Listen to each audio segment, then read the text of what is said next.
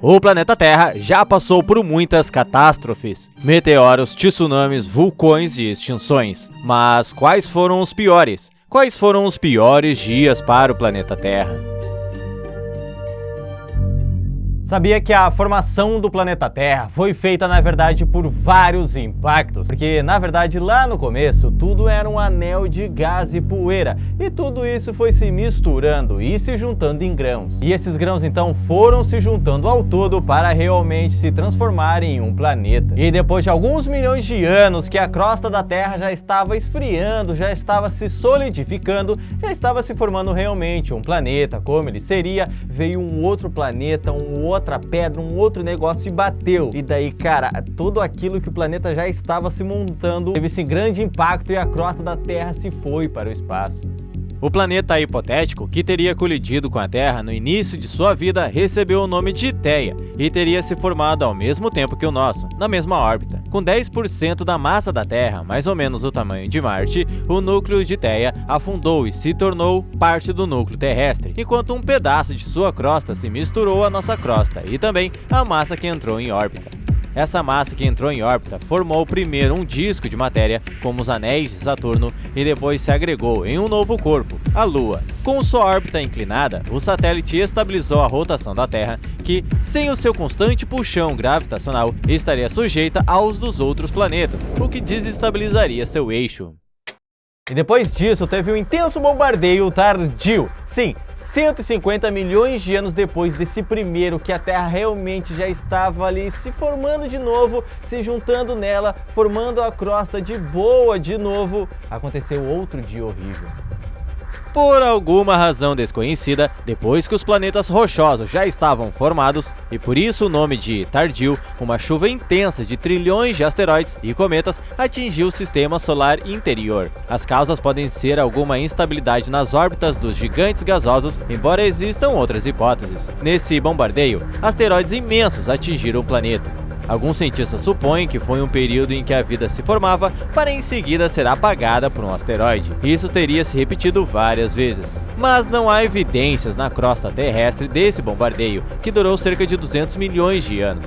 Qualquer cratera da época, cerca de 4,1 bilhões de anos atrás, foi apagada pela erosão. Mas as evidências desse bombardeio estão na Lua, que tem algumas de suas maiores crateras datando daquela época.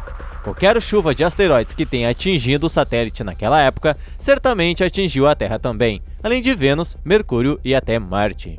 Mas existe uma coisa boa nesses intensos bombardeios tardio. Os cientistas acreditam que, na verdade, os metais que a gente usa hoje, como ouro, platina, ferro, foram depositados aqui na Terra por causa desses asteroides. Já que os metais que faziam parte do planeta Terra teriam se realmente ali se entranhado no planeta, enquanto a Terra ainda estava liquefeita, não estava realmente numa forma de pedra, de planeta, uma coisa realmente dura. Ainda estava meio ali tipo uma lava assim.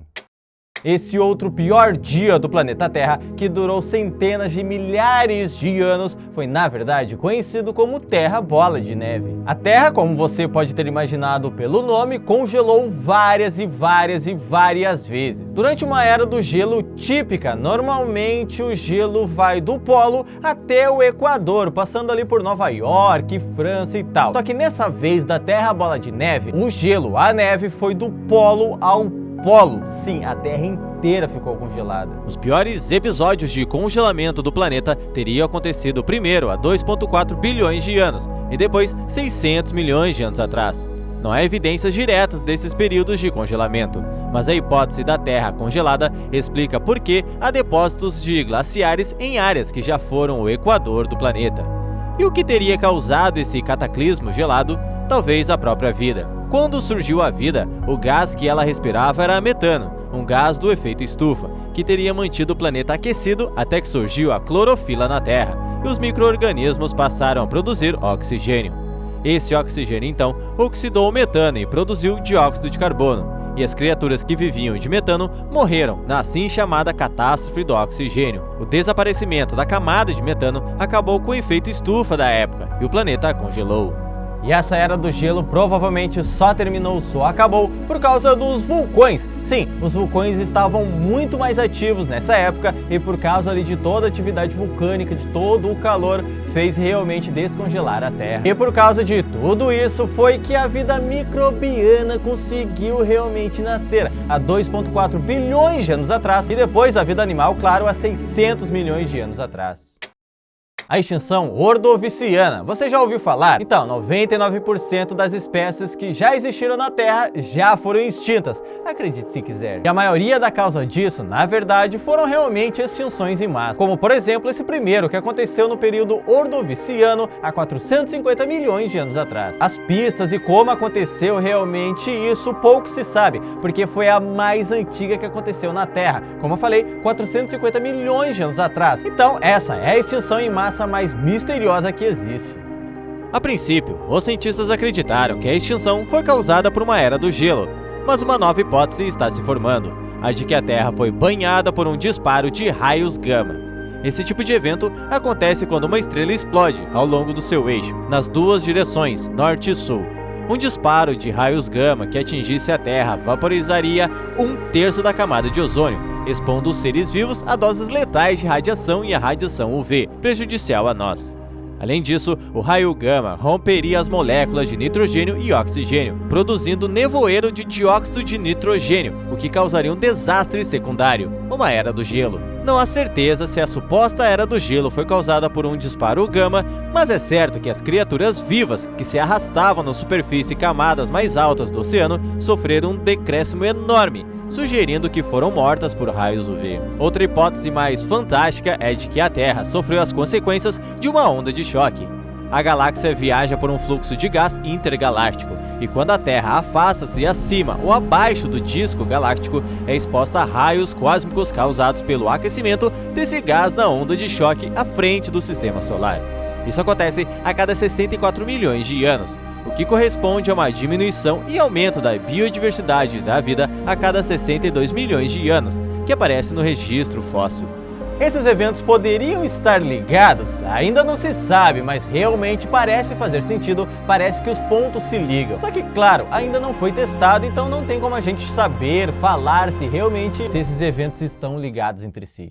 A extinção mais famosa também foi um dos piores dias para o planeta Terra, que é conhecido como extinção KT, como eu falei, a mais conhecida de todas e aconteceu há 65 milhões de anos atrás. E como você deve lembrar, isso aconteceu a extinção dos dinossauros. Sim, o asteroide que caiu na Terra e matou e dizimou todos os dinossauros aqui do planeta Terra, ou pelo menos não foi ele, foi o que aconteceu depois e foi um dos piores dias do planeta Terra também.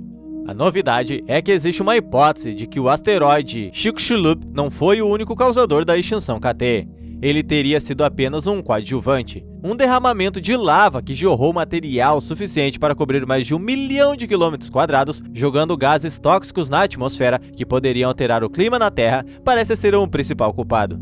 Esse derramamento de lava já estaria acontecendo quando o asteroide Chicxulub deu o golpe de misericórdia nos dinossauros, na época já em declínio. Também pode ser que tal golpe de misericórdia tenha sido múltiplo, com vários asteroides atingindo a Terra. Chicxulub não seria nenhum maior deles.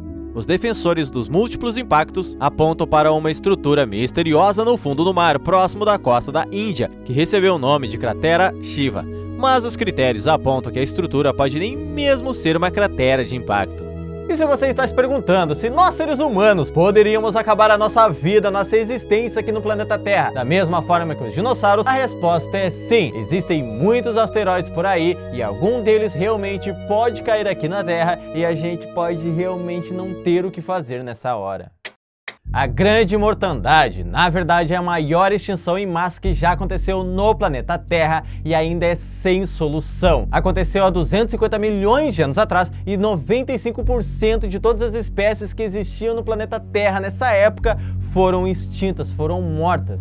Durante décadas, os cientistas procuraram por pistas para a causa de tanta morte, e um dos culpados supostos seria um supervulcão da Sibéria, cuja erupção durou 1 milhão de anos e produziu o maior fluxo de lava de que já tem notícia.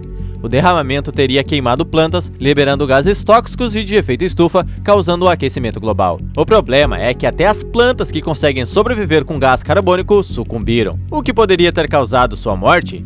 Recentemente, uma nova hipótese foi levantada, a de que houve também formação de gás sulfato de hidrogênio, que combinado com calor, poderia ter causado a extinção em massa da época.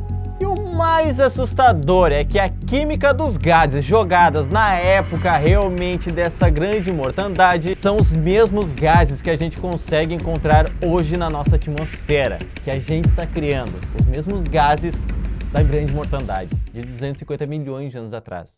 E claro, um dos piores dias para o planeta Terra ainda está por vir, que é o Sol realmente engolir tudo. O Sol vai crescer tanto que ele vai engolir tudo. O Sol vai passar de uma anã amarela para uma gigante vermelha, e é claro que isso vai demorar uns 5 bilhões de anos ainda. Só que ele vai se transformar em 200 vezes o tamanho dele.